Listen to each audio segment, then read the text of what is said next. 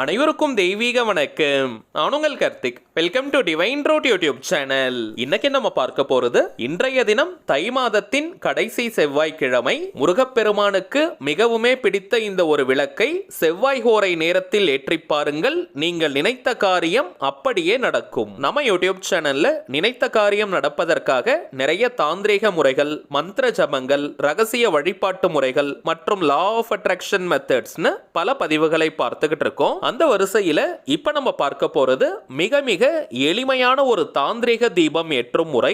ஏதாவது ஒரே ஒரு முக்கியமான கோரிக்கை அல்லது தேவை நிறைவேறணும்ன்றதுக்காக இன்றைய தினம் இந்த தாந்திரிக தீபத்தை நீங்க ஏத்துங்க. உங்களுடைய அந்த கோரிக்கை எவ்வளவு பெரியதாக இருந்தாலும் சரி, என்னவாக இருந்தாலும் சரி, முருகப்பெருமானின் அருளால் அதிசயத்தக்க வழியில் அது நிச்சயமாக நிறைவேறும். அதீதமான ஆற்றல் மிக்க தெய்வம் முருகப்பெருமான் உடனடியாக நமக்கு அருள்பாலிக்க கூடியவர். பொதுவாகவே எந்த ஒரு தமிழ் மாதமாக இருந்தாலும் சரி, அந்த மாதத்தின் கடைசியில் வரக்கூடிய திதிகள், நட்சத்திரங்கள் மற்றும் கிழமைகளுக்கு அளப்பரிய சக்திகள் உண்டு. அதன் அடிப்படையில் இன்றைய தினம் தை மாதத்தின் கடைசி செவ்வாய், முருகப்பெருமானின் அருளை சுலபமாக பெறுவதற்கான அற்புதமான திருநாள். சோ யாருமே நீங்க தவற விடாதீங்க. இன்றைய தினம் மறக்காமல் இந்த தீபத்தை ஏற்றி பாருங்கள். உங்கள் வாழ்க்கையில் அதிசயங்களும் அற்புதங்களும் நடக்கும். சரிங்க, இந்த தாந்திரிக தீபத்தை எப்படி எந்த நேரத்தில் ஏற்றணும்னு இந்த வீடியோல டீடைல்டா நம்ம தெரிஞ்சுக்கலாம். அதற்கு முன்னாடி நம்ம சேனலை இப்பதான் நீங்க ஃபர்ஸ்ட் டைம் பார்க்கறீங்கன்னா மறக்காம சப்ஸ்கிரைப் பண்ணிக்கோங்க. பக்கத்துல இருக்க பெல் ஐகானையும் பிரஸ் பண்ணிக்கோங்க. அப்பதான் நான் அப்லோட் பண்ற எல்லா பயனுள்ள தகவல்களும் உடனடியா உங்களுக்கு நோட்டிபிகேஷன்ல வரும். ஆண்கள் பெண்கள் ரெண்டு பேருமே இந்த தீபத்தை ஏற்றலாம். ஆல்ரெடி நம்ம பார்த்ததை போல எந்த கோரிக்கை அல்லது தேவை நிறைவேறணும்னாலும் இந்த பரிகார தீபத்தை நீங்க ஏற்றலாம். அதிலும் குறிப்பாக கடன் தீரணும்னு நினைக்கிறவங்க இந்த அற்புதமான வாய்ப்பை நீங்க தவற விடாதீங்க. அடுத்தபடியாக உத்தியோகத்திற்காக ட்ரை பண்ணிக்கிட்டு இருக்கிறவங்க அல்லது உத்தியோகத்தில் ஒரு நல்ல வளர்ச்சி ஏற்படணும், தொழில் அல்லது வியாபாரத்தில் இருக்கக்கூடிய மந்த நிலை மாறி தொழில் மற்றும் உத்தியோகம் அபிவிருத்தி ஆகணும்னு நினைக்கிறவங்களும் இந்த மெத்தடை நீங்க தவற விடாதீங்க.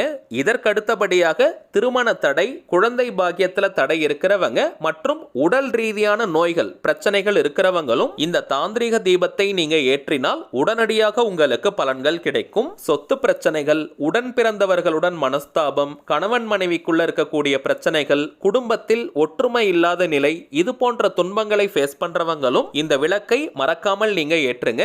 ஏன்னா இப்ப நம்ம பார்த்த அனைத்து பிரச்சனைகளுக்கான தீர்வையும் முருகப்பெருமான் நமக்கு உடனடியாக கொடுப்பார். பொதுவாகவே கடன் பிரச்சனை தீரணும், கடன் இல்லாத ஒரு வாழ்க்கையை வாழணும்னா அதற்கு நவகிரகத்தில் இருக்கக்கூடிய அங்காரகன், அதாவது செவ்வாய் பகவானுடைய அருள் பரிபூரணமாக நமக்கு தேவை. ஜோதிட சாஸ்திரத்துல செவ்வாய் பகவானுடைய காரகத்துவம் ருணகாரகன் மற்றும் பூமிகாரகன். ருணம்ன்ற வார்த்தைக்கு கடன்னு பொருள். ருணகாரகனாக விளங்கக்கூடிய செவ்வாய் பகவானை நாம் வணங்கினாலே நம்முடைய கடன்கள் அனைத்தும் விரைவாக அடையும். மேலும் சொந்த வீடு வாங்கணும் அல்லது வீடு கட்டணும்னு நினைக்கிறவங்களுக்கும் செவ்வாய் பகவானுடைய அனுகிரகம் பூரணமாக தேவை. அப்படிப்பட்ட செவ்வாய் பகவானுக்கு அதிபதியாக விளங்கக்கூடிய தெய்வம் முருகப்பெருமான். சோ முருகப்பெருமானை நாம் வணங்கினாலே போதும், செவ்வாய் பகவானுடைய அருளை சுலபமாக நம்மால் பெற முடியும். முருகப்பெருமான் அருள் இருந்தாலே செவ்வாயின் அருளும் நமக்கு கிடைத்ததாக அர்த்தம். செவ்வாய் பகவான் நம் உடலில் ரத்தத்திற்கு அதிபதியாக விளங்கக்கூடியவர். ரத்தத்தின் மீது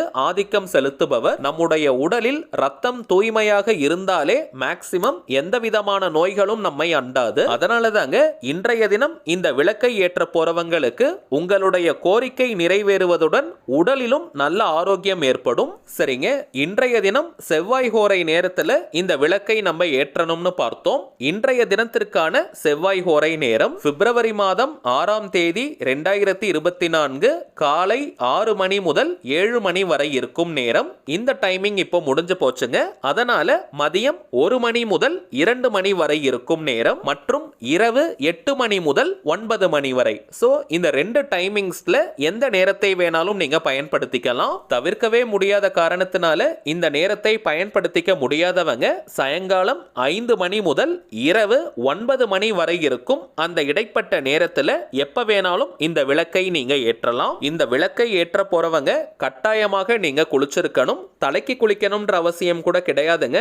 நார்மலா நீங்க குளிச்சாலே போதும். அதே போல இன்றைய நாள் முழுவதுமே அசைவத்தை நீங்க தவிர்க்கணும். விளக்கேத்தி முடிச்சதற்கு பிறகும் அசைவம் எடுத்துக்க கூடாதுங்க. வீட்டுல நீங்க அசைவம் சமைக்கலாம், மற்றவர்களுக்கு கொடுக்கலாம். ஆனால் இந்த விளக்கேத்த போறவங்க நீங்க சாப்பிடக்கூடாதுங்க.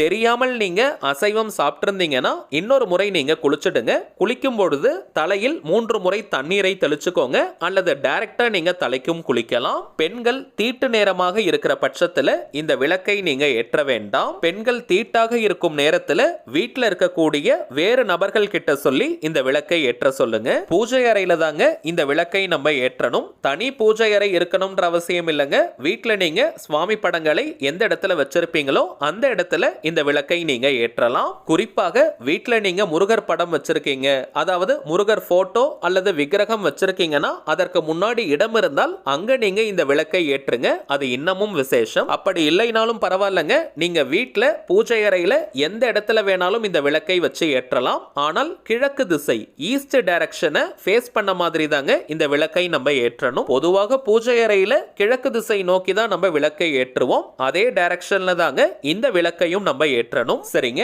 நம்ம ஏற்ற வேண்டிய அந்த தீபம் மாவிளக்கு. முருகப்பெருமானுக்கும் பெருமாளுக்கும் இது ரொம்பவுமே விசேஷமான ஒரு தீபம். நம்ம வீட்டுல காலை 6 மணி முதல் 7 மணி வரை இருந்த அந்த செவ்வாய் ஹோரை நேரத்துல இந்த மாவிளக்கை நம்ம ஏற்றினோம். இந்த மாவிளக்கை எப்படி செய்யணும்னு உங்க எல்லாருக்குமே தெரிஞ்சிருக்கும். பச்சரிசி மாவில் வெல்லம் கலந்து அதை உருண்டையாக நம்ம பிடிக்கணும். அதற்கு பிறகு அதை ஒரு அகல் வடிவத்திற்கு நம்ம கொண்டு வரணும். எக்ஸாக்டா அகல் மாதிரி இருக்கணும்னு கிடையாதுங்க. ஓரளவிற்கு விளக்கு மாதிரி நீங்க எடுத்துட்டு வந்தாலே போதும். வீட்டிலேயே நீங்க பச்சரிசி மாவை அரைப்பது நல்லது. அப்படி இல்லைன்னா கடையில கூட நீங்க வாங்கிக்கலாம். இந்த மாவிளக்கை பொறுத்த வரைக்கும் நெய் மட்டும் தாங்க பயன்படுத்தி தீபம் ஏற்றணும். நல்லெண்ணெய் அல்லது மற்ற வகை எண்ணெய்களை நம்ம யூஸ் பண்ண கூடாதுங்க. ஒரு சின்ன தட்டு அல்லது கிண்ணத்துல வச்சு இந்த மாவிளக்கை நீங்க ஏத்துங்க. இந்த மாவிளக்கை பொறுத்த வரைக்கும் நீங்க தனியாக ஒரு நெய்வேத்தியம் வைக்கணும்ன்ற அவசியம் கிடையாதுங்க. ஏன்னா இதுவே ஒரு இனிப்பான பொருள். பஞ்சுத்திரி அல்லது நார்மல் நூல் திரி போட்டு இந்த விளக்கை நீங்க ஏத்துங்க. ஆல்ரெடி நம்ம பார்த்ததை போல கிழக்கு திசை நோக்கி ஈஸ்ட் டைரக்ஷனை ஃபேஸ் பண்ண மாதிரி தாங்க இந்த விளக்கை நம்ம ஏற்றணும். விளக்கை ஏத்திட்டு உங்களுடைய அந்த ஒரு முக்கியமான கோரிக்கை அல்லது தேவை எதுவோ அது நிறைவேறணும்னு மனமுருகி முருகப்பெருமான் கிட்ட நீங்க பிரார்த்தனையை செஞ்சுக்கோங்க. மாவிளக்கில் நெய் இருக்கிற வரைக்கும் அந்த தீபம் எரியட்டும். நடுவுல தானாக குளிர்ந்தாலும் பரவாயில்லைங்க, அந்த நெய் முழுவதுமாக தீரணும்ன்ற அவசியம் கிடையாதுங்க.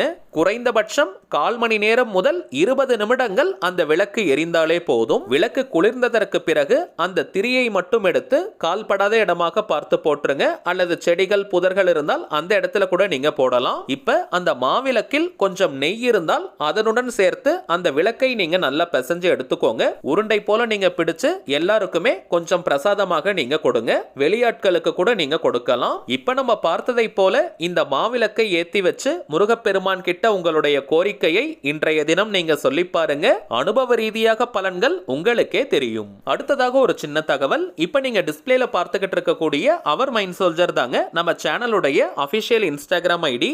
ஆல்ரெடி நிறைய பேர் நீங்க ஃபாலோ பண்ணிட்டு இருக்கீங்க. புதியதாக பார்க்கறவங்களுக்காக இன்னொரு முறை நான் சொல்றேங்க. நம்ம சேனலை ஃபாலோ பண்ற எல்லாருமே நம்ம இன்ஸ்டாகிராம் பேஜையும் நீங்க ஃபாலோ பண்ணுங்க. நிறைய சுவாரஸ்யமான தகவல்கள், ஷார்ட் வீடியோஸ் மற்றும் போட்டோஸ் எல்லாம் நம்ம அப்லோட் பண்ணிக்கிட்டு இருக்கோம். மேலும் நம்ம சேனலை ரெகுலரா பார்க்கறவங்களுக்கு தெரியும், மொத்தம் 3 சேனல்களை நம்ம ரன் பண்ணிக்கிட்டு இருக்கோம். மைண்ட் சோல்ஜர், டிவைன் ரூட் மற்றும் கார்த்திக்ஸ் பிரெடிக்ஷன். இந்த 3 சேனல்கள்ல இருக்கக்கூடிய சில முக்கியமான வீடியோஸோட லிங்கையும் இப்போ இன்ஸ்டாகிராம்ல நம்ம போஸ்ட் பண்ணிக்கிட்டு இருக்கோம். சோ நீங்க ஏதாவது முக்கியமான வீடியோஸ் மிஸ் பண்ணியிருந்தா கூட அதுல நீங்க செக் பண்ணி பார்த்துக்கலாம். சரிங்க, அவ்வளவுதான் இந்த பதிவு. நிச்சயமா உங்களுக்கு பயனுள்ளதா இருந்திருக்கும்னு நினைக்கிறேன். மேலும் இந்த வீடியோ உங்களுக்கு பிடிச்சிருந்தா மறக்காம லைக் பண்ணுங்க. நம்ம சேனலையும் சப்ஸ்கிரைப் பண்ணிக்கோங்க. தேவைப்பட்டுச்சுன்னா உங்க ஃப்ரெண்ட்ஸ் அண்ட் ஃபேமிலிக்கும் இந்த வீடியோவை ஷேர் பண்ணுங்க. அடுத்ததா இன்னொரு முக்கியமான தலைப்போட நான் உங்களை சந்திக்கிறேன். என்றும் அன்புடன் கார்த்திக். நன்றி.